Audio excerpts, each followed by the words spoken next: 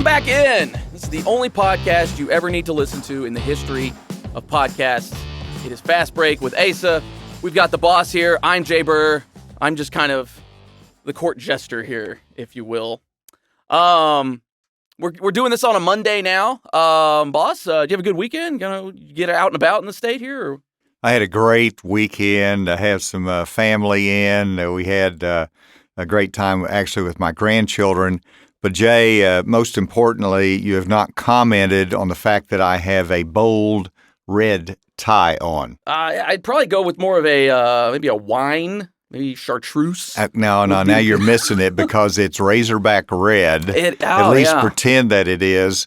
I went to the Little Rock Touchdown Club today at lunch and heard Coach Sam Pittman, and so I'm a little fired up about Razorback football and all things football for this fall, even though I'm a little bit of a basketball guy. Yeah, so, kind of where is football kind of in your hierarchy of sport?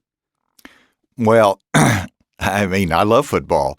It's hierarchy of sports, basketball, football, college. This has to be college. We're a college state sports town.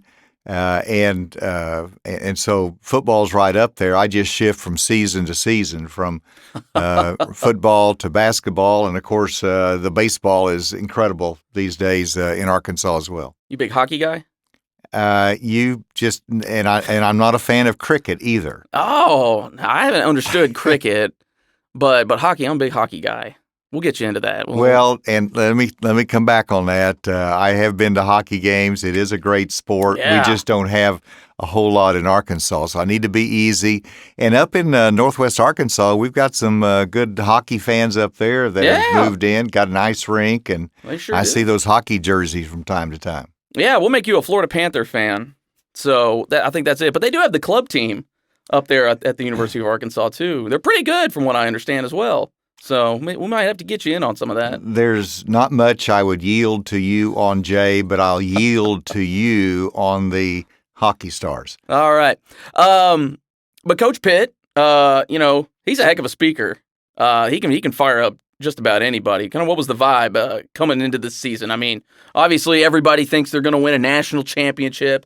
There's all that hope on the horizon, but it's always the hope that'll kill you. What are you thinking this year?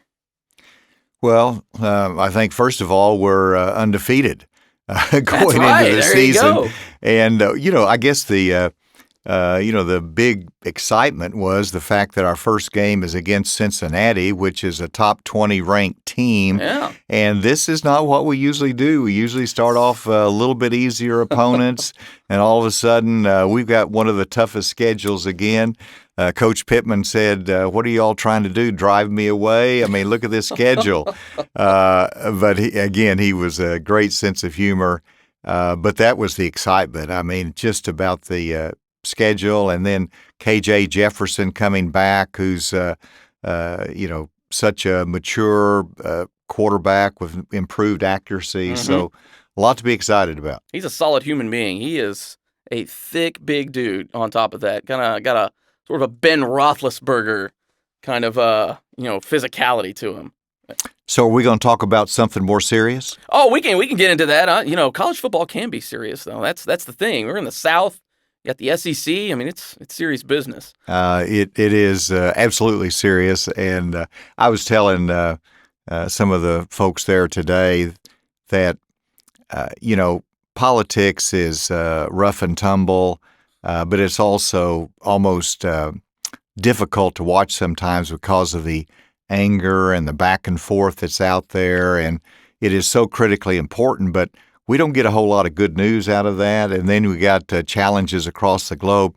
Sports is something that brings people together still. It does. And, sports athletes need to understand how important they are to the psyche of Americans. And I think we realized that during the pandemic. But sports is important to our national life and our state life. Absolutely. But let's kind of pivot here now. I know one of the big things here of late was the raid or the investigation, however you want to phrase it, there at Mar-a-Lago, where former President Donald Trump kind of took some parting gifts with him, if you will, in terms of some of the classified documents, some of them highly sensitive. What did you make of that situation, kind of where it began and kind of where we're at now, and even sort of the evolution of that? Because a lot of this stuff is, Trump was the one that kind of put it out there initially. Oh, the FBI came and raided Mar-a-Lago, but then usually those things are kind of kept under wraps. So, kind of what's your take on the situation here? Well, whenever I learned about this, and I learned about it at the same time everyone else did, that a search warrant was executed at Mar-a-Lago, then I immediately issued a statement saying this is unprecedented for the home of a former president to be searched. It is alarming, and that doesn't mean it's wrong. It's just that this catches your attention. And I immediately called upon the Department of Justice to give us more information. Yeah. You can't do something this dramatic, this alarming, and not help us understand it and to grasp what is happening here. And it took 2 days, but eventually Attorney General Garland made a statement that was carefully worded, make sure that he didn't go too far, but he did say you're going to file a motion to release some of the documents, which would be the inventory of the items that were seized. Right. It had the items that was to be requested to be searched. What it didn't have was the probable cause affidavit that supported the search. And of course, that's what I thought was important to see, to understand the gravity or more of the reasons behind what was happening. Of course, former President Trump did not object to and agreed to the release of the inventory as to what was seized. And that's whenever we realized that there were boxes of classified material that was housed there. And of course, Jay, as U.S. Attorney, I've had to deal with sensitive information, but more significantly, when I was at Homeland Security, Mm-hmm. I had to have my top secret clearance. I understood what sensitive, compartmentalized information was, and there was some intelligence information that only certain people could be read into because it's so sensitive that could be extremely grave consequences to the United States if it's disclosed. Well, that's the level of information that is classified to be there at the boxes at Mar-a-Lago. And this is, puts a different face on it whenever you know that, and then you cry for more information. And so whenever you look at what happened, I think there's still a need for that probable cause affidavit to be released. And I can give you a little background from my experience. I've done scores of search warrants, and they're kept under seal until such time that the information is by and large publicly, or the case has moved along to a certain point, and then the government would say, "Let's go ahead and release it." And so here there might have to be some information redacted. In other words, if there's sources that are confidential in the probable cause affidavit, they might need to be protected.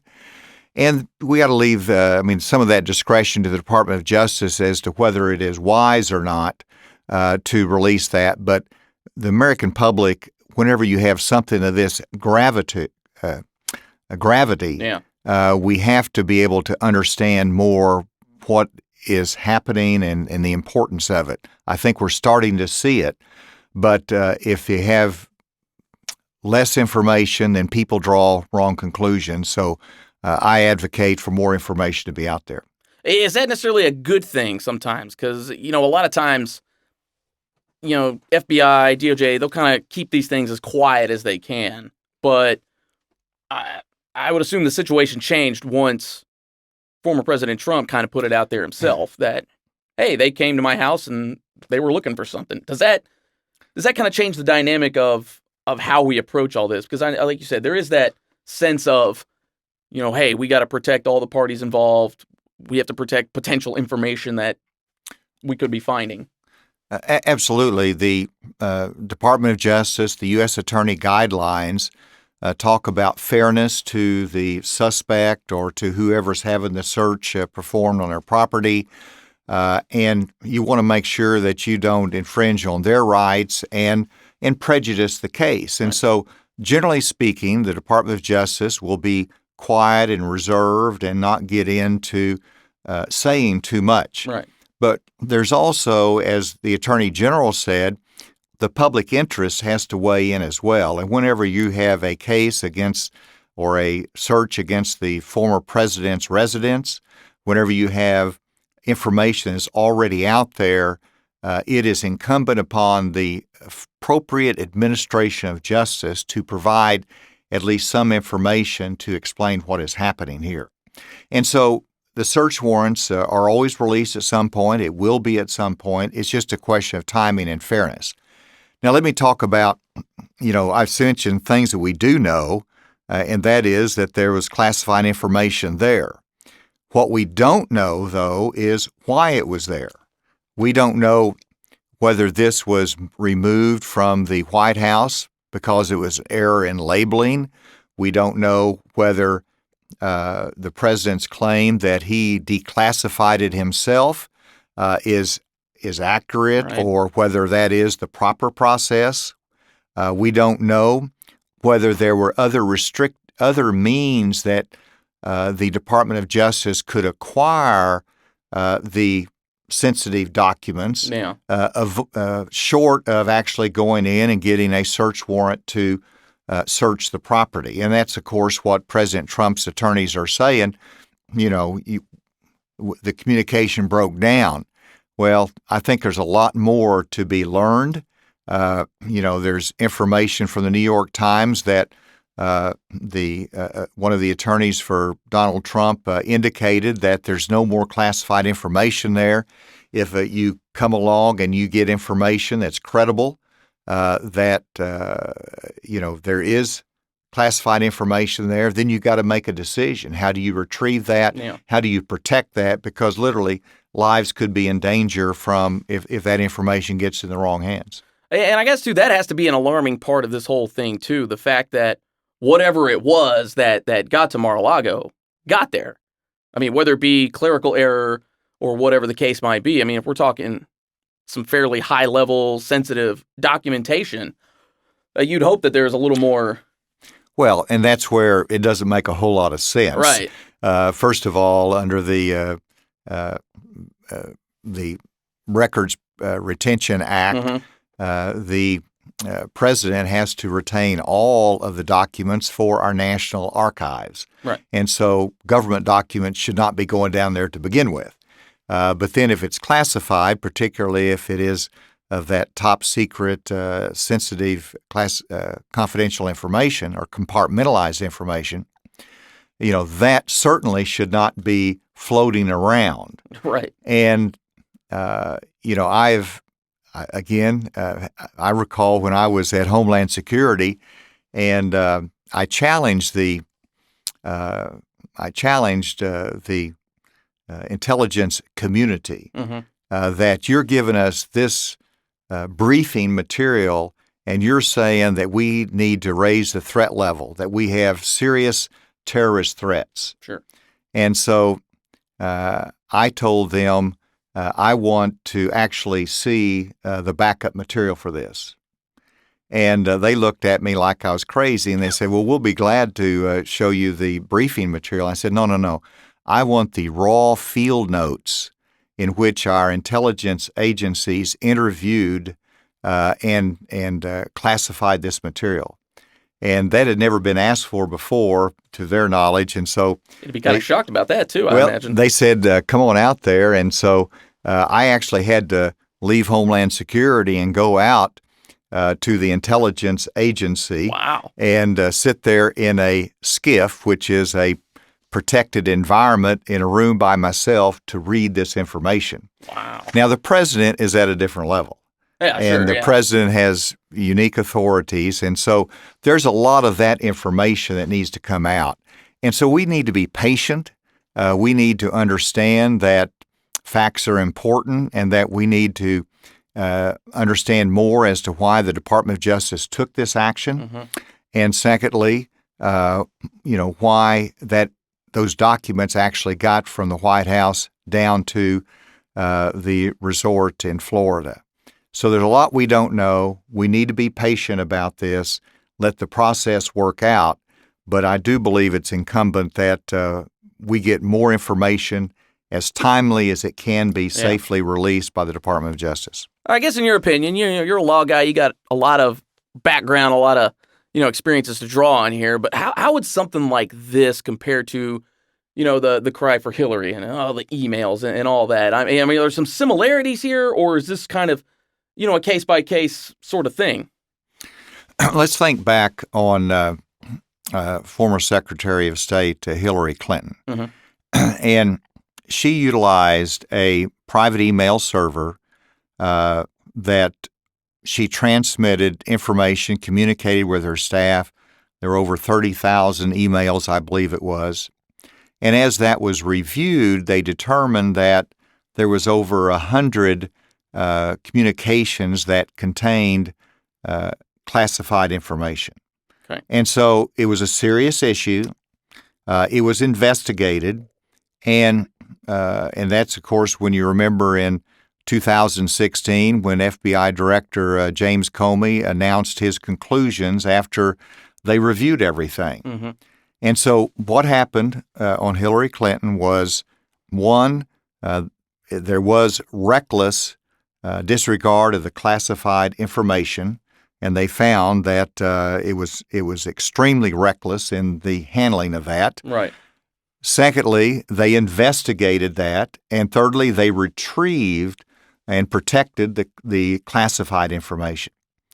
And then finally, they said there's not going to be a prosecution of it. And there's a lot of factors that we ought to talk about as to how a U.S. attorney makes a judgment as to whether a case should be prosecuted. And so if you step back here and say they need to be handled the same way, well, there was classified information that was in the wrong place. We've got to retrieve it, which hopefully that's been done. Secondly, there's an investigation. And then thirdly, there could be a conclusion down the road that this does not rise to the level of a prosecution. And then you've got equivalency there, even though the facts are somewhat different. Sure. And there's a lot of ground that's got to be covered before we ever get to that prosecutorial decision, but that is really going to be challenging for the Department of Justice whenever you're out there already doing a search warrant. Mm-hmm. It is already public information, and you've got to make a decision that is non-political but realistic and consistent with past precedents. Yeah. So let's be patient as this unfolds. So do you think with Hillary not being prosecuted, granted, kind of different circumstances, but kind of in that same arena, and granted, you have to kind of still comb through everything, but would it be safe to say that maybe we shouldn't expect charges? Or is there still just way too much to have to kind of dig through? You have to wait and know what the evidence is. I mean, we don't know, again, the motive. Sure. Why were these documents removed from the White House and moved down to the former president's residence? Who did it? What's the motivation on it? I mean, you can think of scores of different scenarios as to what would motivate the president or someone to do that and to keep them there. And obviously, there's a communication issue between those that are wanting the materials back, the FBI, and the attorneys for President Trump. So you just got to wait and see what that happens. But let me come back to the prosecutorial decision. One of the criteria for a prosecutorial decision is the likelihood of winning a conviction in court. And so whenever you get the search warrant, you have to establish probable cause, which is really is significant. Sure. But it's still a lower level of proof in contrast to proof beyond a reasonable doubt. And that is such a high level of proof in any criminal case that a prosecutor has to weigh whether you can get a conviction, mm-hmm. and then secondly, what's in the interest of the country. And when you're dealing with a president or a former president, those are relevant factors. Oh, yeah. We balance the equal treatment of the law with the sensitivity and with the impact on our nation.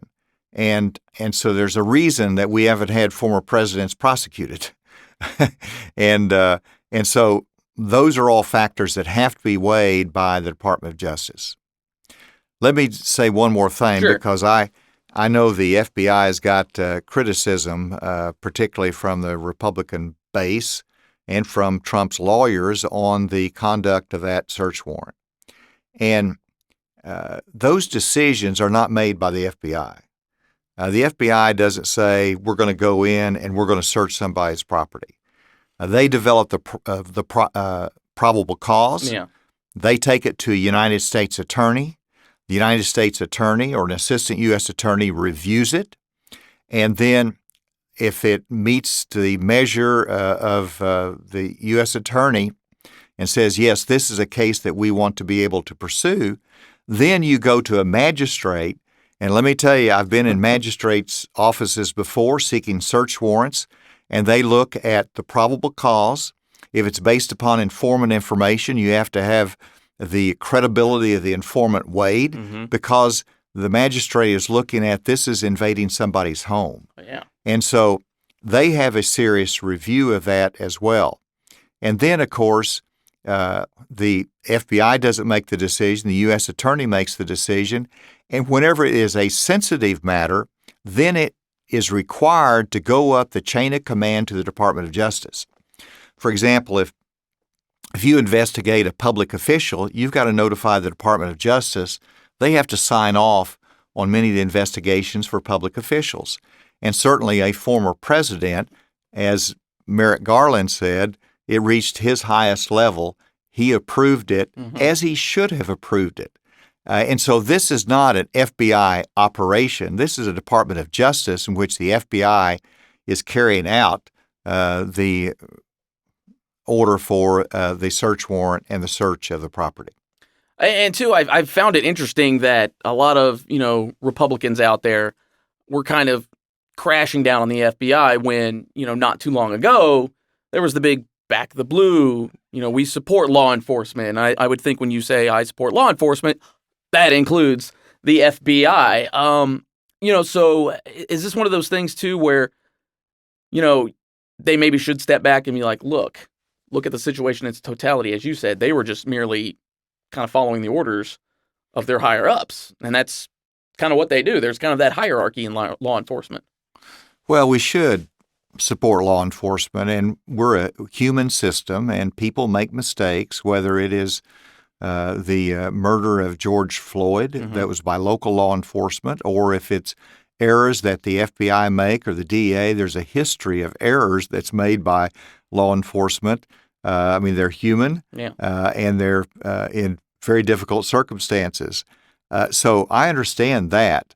But as a whole, the role of the FBI in fighting terrorism in our country, in fighting white-collar crime and public corruption, it's just essential to the proper functioning of our democracy, and we don't want to undermine the respect that our institutions of law enforcement have earned through the decades of their service.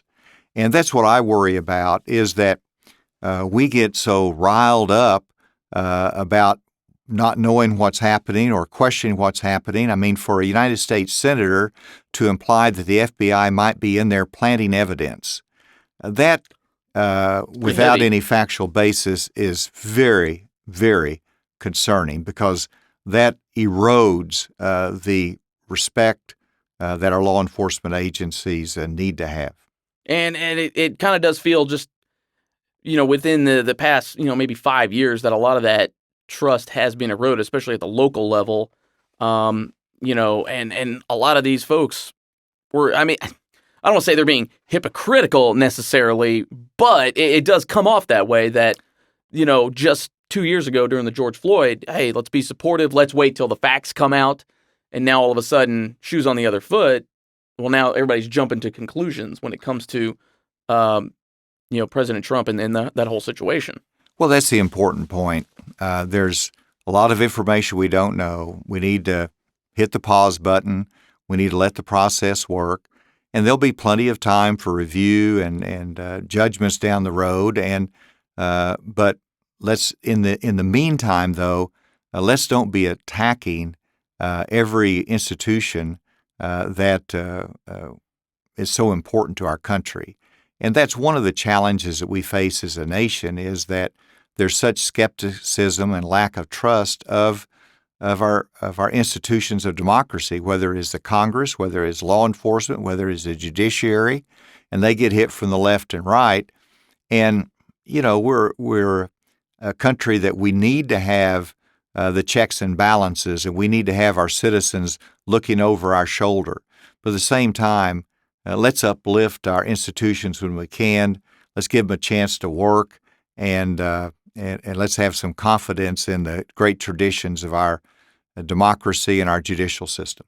It's a gotta-have-it-now society, though. So that patience is a virtue nowadays. Well, Jay, it's a challenge with the media, because the media always wants to talk about it now. And what's happening now? What does this mean? What does this mean? So I thought I'd just get that dig in there too, Jay. He's taking shots at me here. I felt the tone here, because I was a former member of the media. But like I said, with patience, you got to wait for things such as your coffee here. How long did you have to wait for that one today? Well, I got it fairly rapidly. Oh, see, it worked out though today. You have to be patient from time to time. Where'd you go for that one? Well, this is Community Bakery, one of my spots. I like going to Fidel as well. Fidel, yeah. So those are my cappuccino hideouts, and I do enjoy a cappuccino in the middle of the day. What makes a good one, though? I mean, that's the thing, because I'm more of a mocha guy, and I mean, obviously, we're getting towards the end of August, so that means the pumpkin spice season is upon us. You a big pumpkin spice guy? Let me just tell you, you're not going to get elected to office in Arkansas if you're a mocha guy. I mean, come on. Well, if you put the two together, spice. Though. Yeah, no, come on. Pumpkin spice is where it's at. See, my cappuccino is about as far on the edge as I'm going to be able to go on some of the special coffees. We're gonna get you a pumpkin spice and see how we'll get like a review. We'll have a whole podcast based on that. But for me, I like to dress my pumpkin spice up just a little bit. Get a couple pumps of mocha sauce in there. Ooh, we're gonna get you turned on to that one. I'm going to leave that with you, Jay. Hockey and pumpkin spice. That's where I'm at here right now. Well, boss, we certainly do appreciate the insight. It's always really fascinating to kind of dig on some of your experiences to sort of still apply things. Did you ever think that all that stuff you did way back in the day still has application? Well, that's what's great about life, is that you have different roles. The experiences go with you. And I've been blessed to serve our country at Homeland Security, at the head of the DEA, and that's whenever I leaned upon and saw the incredible work of our street agents and those that work with local law enforcement, and they show such incredible courage every day, and they protect our country. And so I want to be a voice to support them. There's always some reforms that we can accomplish. Sure. It's important for the Department of Justice as an institution to be non-political. And, in this environment, when you've got to make tough decisions, there's always going to be second-guessed. But we'll wait and see. And they've made some mistakes in the past. It's very important that they get this right. Yeah. And so we'll see how it plays out. What's not a mistake is the pumpkin spice latte. That's another fast break with. I'm gonna just cut it off right there. That's another fast break with Asa. This is Jay Bir. This has been The Boss. Remember to like and subscribe. We've got it on all the different channels. You got the YouTube channel, obviously, but then wherever you get your podcast, Apple, Google, all the other means of getting your podcast. Again, make sure you like and subscribe that. Leave us some feedback. Obviously, if you're Team PSL, let me know for sure. That way we can show the boss that the people love their pumpkin spice. There you go. I've left him speechless for once. This is a rarity for everybody, and everybody in the other room here can back me up on that. Okay, this has been Fast Break with Asa. I'm Jay Bir. We will see you guys again next time.